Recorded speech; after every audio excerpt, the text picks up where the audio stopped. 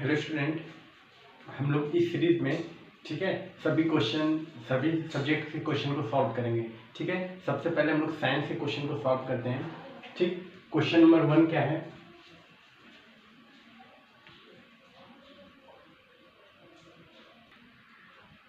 Question number 1 क्या है? Question number 1 है, दूरदृष्टि दोष के निवारण में कौन सा लेंस प्रयोग किया जाता है। मतलब दूरदृष्टि दोष के निवारण में बच्चों हम लोग कौन सा लेंस प्रयोग करते हैं? याद रखिएगा, दूरदृष्टि दोष में हम लोग उत्तल लेंस का प्रयोग करते हैं। कौन सा ऑप्शन करेक्ट है? Option number B. Option number B, उत्तल लेंस। उत्तल लेंस कहाँ होता है बच्चों? दूर के लिए। ठीक, और अवतल लेंस कहाँ होता है? अवतल लेंस होता है आपका पास के लिए, पास के लिए। ठीक है, तो ये बात याद रखिएगा।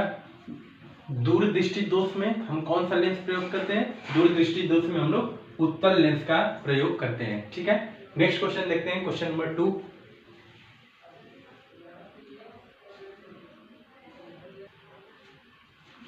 क्वेश्चन नंबर 2 क्या है बच्चों?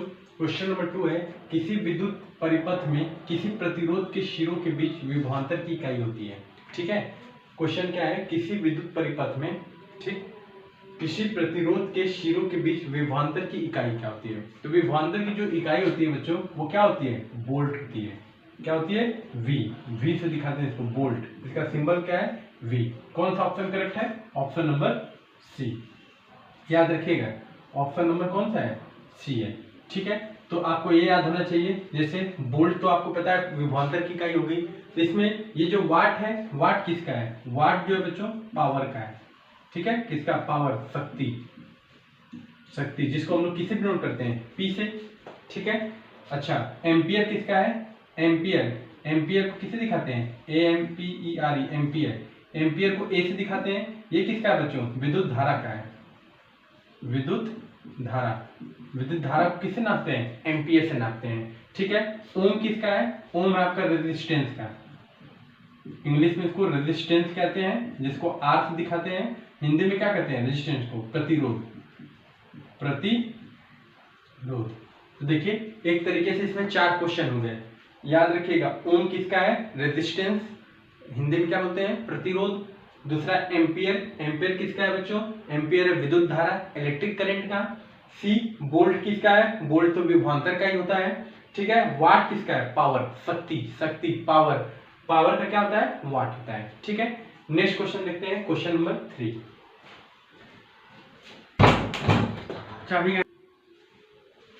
थर्ड क्वेश्चन क्या है बच्चों?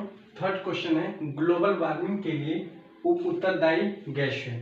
ठीक है, ग्लोबल वार्मिंग जो है उसके लिए कौन सी गैस उत्तरदायी है? तो याद रखिएगा, CO2 है, कार्बन डाइऑक्साइड। कौन सा ऑप्शन करेक्ट है बच्चों? ऑप्शन नंबर सी, CO2, जिसको हम लोग बोलते हैं कार्बन डाइऑक्साइड। ठीक है, ऑप्शन नंबर सी बिल्कुल करेक्ट है। ग्लोबल वार्मिंग के लिए उत्तरदायी गैस का नाम CO2 है। ठीक है, नेक्स्ट क्वेश्चन करते हैं।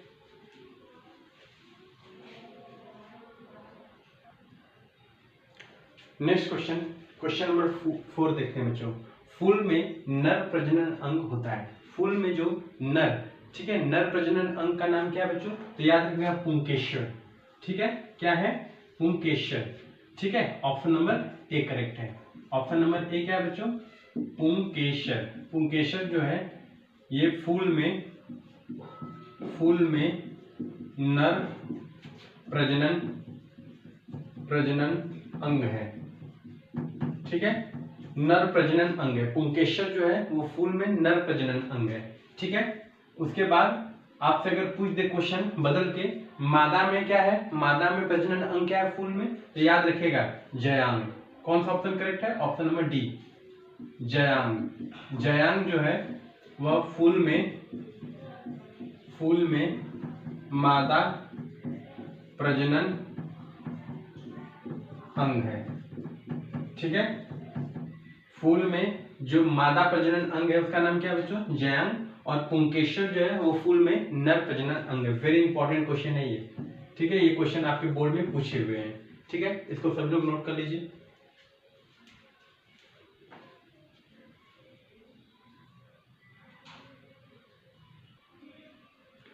नेक्स्ट क्वेश्चन है बच्चों, क्वेश्चन नंबर 5।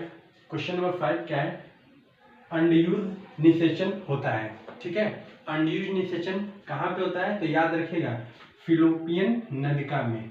अनड्यूज निषेचन जो होता है बच्चों, वो फिलोपियन नलिका में होता है। ऑप्शन नंबर सी क्या है? फिलोपियन नलिका में, फिलोपियन नलिका में अनड्यूज निषेचन होता है। ये बात याद रखिएगा। ठीक है,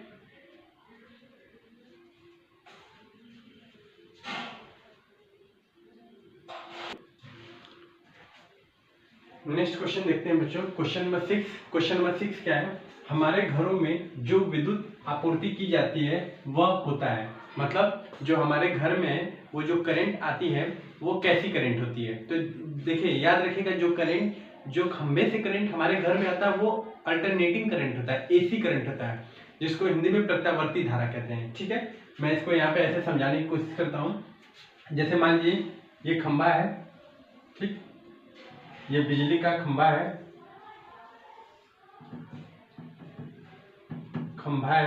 ठीक। अब ये मान लीजिए आपका घर है,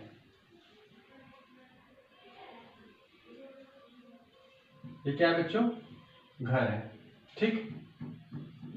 ये घर है जिसको आप होम कहते हैं, ठीक। अब ये करंट खंबे से जब हमारे घर में आती है तो वो कैसी होती है? एसी होती है, जिसको इंग्लिश में अल्टरनेटिंग करंट कहते हैं। ठीक है, हिंदी में इसका नाम क्या होता है बच्चों? प्रत्यावर्ती धारा। ठीक है, इसी को हम लोग शॉर्ट में एसी कहते हैं। अब देखिए ये कितने वोल्ट की होती है? तो जो खंबे से जो बिजली हमारे घर में आती है वो 220 वोल्ट की होती है। कितने वोल्ट की होती है? 220 वोल्ट की होती है। कौन सा ऑप्शन करेक्ट है? हमारे घर में जो विद्युत आपूर्ति की जाती है वह 220 वोल्ट पर दृष्ट धारा नहीं, दृष्ट धारा डीसी करंट होता है। तो जो खंबे से आती है वो तो एसी होता है, तो ऑप्शन नंबर ए तो होगा ही नहीं। ऑप्शन नंबर बी 12 वोल्ट पर दृष्ट धारा, 12 वोल्ट तो होगा ही नहीं, खंबे से जो आ रहा है वो 220 वोल्ट है।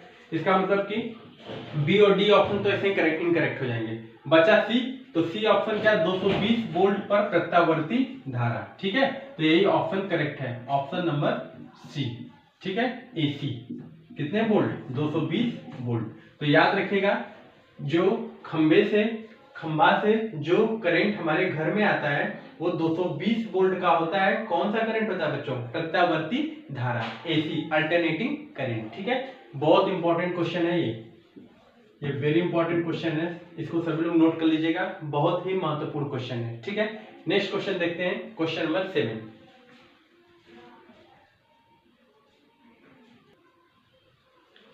नेक्स्ट क्वेश्चन क्या बच्चों? Question number 7। क्वेश्चन नंबर 7 क्या है? एक स्वस्थ आंख के दूरी बिंदु होता है, मतलब एक जो स्वस्थ आंख है, मतलब एक जो ह्यूमन बीइंग है जो स्वस्थ है, बिल्कुल फिट है, वो कितनी दूर तक देख सकता है? तो जो हमारी आंखें हैं बच्चों वो अनंत दूरी तक देख सकती हैं, बहुत दूर तक देख सकती हैं। ऐसा कैसे कि बहुत दूर तक देखा जा सकता है? तो देखिए, जैसे मान लीजिए ये आपका आकाश है, ठीक, ये आकाश है, ठीक, यहाँ पे तारा बने हुए हैं, ठीक है, ये तारा है मान लीजिए, ठीक।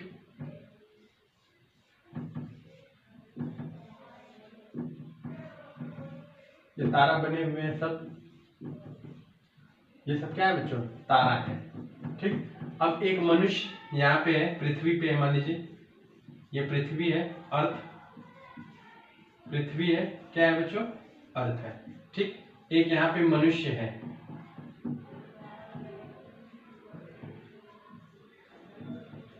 अब यहाँ पे मनुष्य है, मानव, ठीक। जब ये अपने आंख को ऊपर की तरफ देखता है तो अब देखिए तारा उसको दिखाई देता है कि नहीं?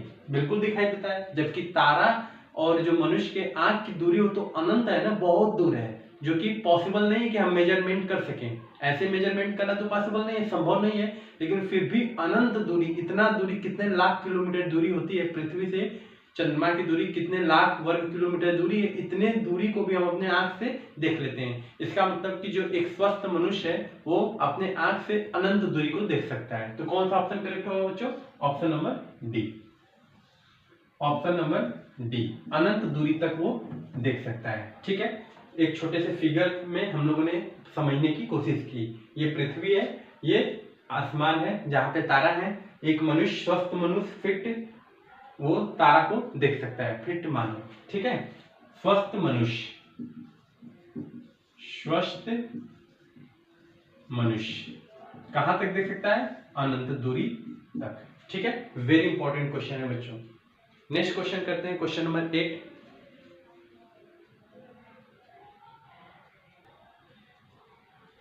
नेक्स्ट क्वेश्चन है बच्चों, क्वेश्चन नंबर 8। क्वेश्चन नंबर 8 क्या है? क्वेश्चन नंबर 8 है, कौन सा अधातु कमरे के ताप पर द्रव होता है? ठीक है, मतलब कौन सा अधातु, अधातु को इंग्लिश में क्या कहते हैं बच्चों? Non metal. अधातु को क्या कहते हैं बच्चों? Non metal.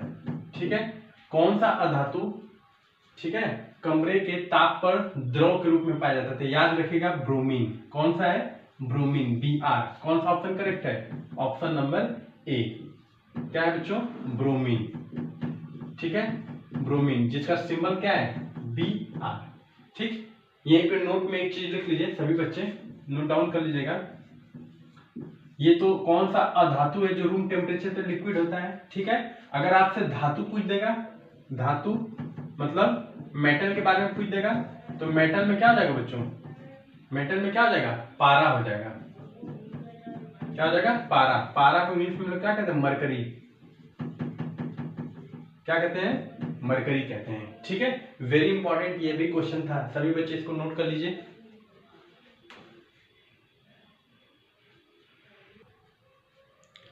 नेक्स्ट क्वेश्चन क्या है बच्चों? Question number 9।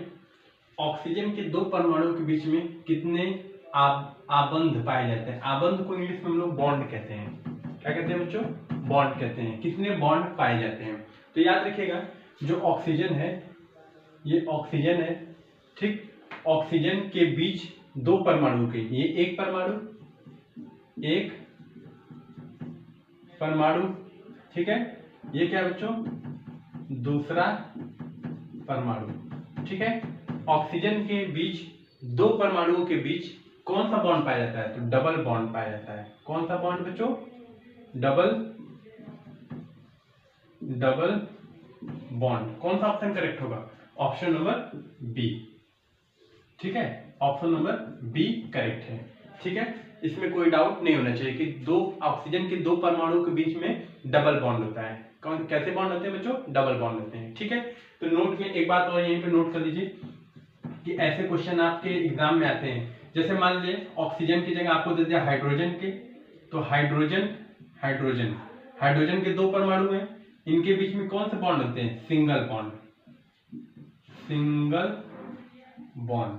ठीक है, हाइड्रोजन के दो परमाणु के बीच में कैसा बॉन्ड होता है बच्चों? सिंगल बॉन्ड होता है। ठीक है, ये याद रखिएगा, सिंगल बॉन्ड, पहला पॉइंट। दूसरा पॉइंट है कि मान लीजिए अगर आपको ऑक्सीजन का तो दे दिया है ऑक्सीजन, तो ऑक्सीजन को रहने दीजिए। हाइड्रोजन हो गया, ऑक्सीजन हो गया। ठीक है, जैसे मान लीजिए आपसे यही भी पूछ देगा नाइट्रोजन, तो नाइट्रोजन दो परमाणु है नाइट्रोजन के, तो इनके बीच में ट्रिपल बॉन्ड होता है। कैसा होता है बच्चों? ट्रिपल बॉन्ड, मतलब तीन, इनकी संख्या 3 होती है। इसमें जो बॉन्ड की संख्या क्या होती है? 1 होती है, और इसमें बॉन्ड की संख्या क्या होगी? 2। ठीक है, तो ये पॉइंट आप नोट में याद रखिएगा, वेरी इंपॉर्टेंट ये भी क्वेश्चन है। ये रसायन विज्ञान का ये भी वेरी इंपॉर्टेंट क्वेश्चन है कि ऑक्सीजन के दो परमाणुओं के बीच में कितने बॉन्ड होते हैं? तो ऑक्सीजन के दो परमाणुओं के बीच में 2 बॉन्ड होते हैं। ठीक है, सभी बच्चे इसको नोट कर लीजिए।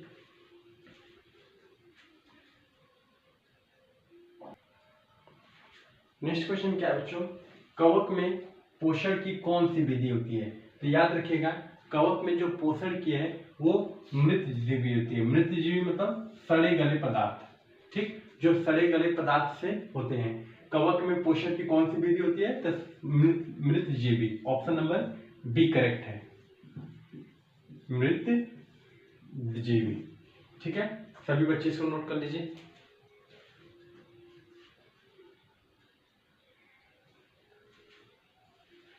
ठीक है। इस तरीके से हम लोगों ने 1 से लेके 10 तक क्वेश्चन इस वीडियो में सॉल्व किए। अब आगे के जो क्वेश्चन है उसको हम लोग नेक्स्ट वीडियो में सॉल्व करेंगे, ठीक है। Thank you so much.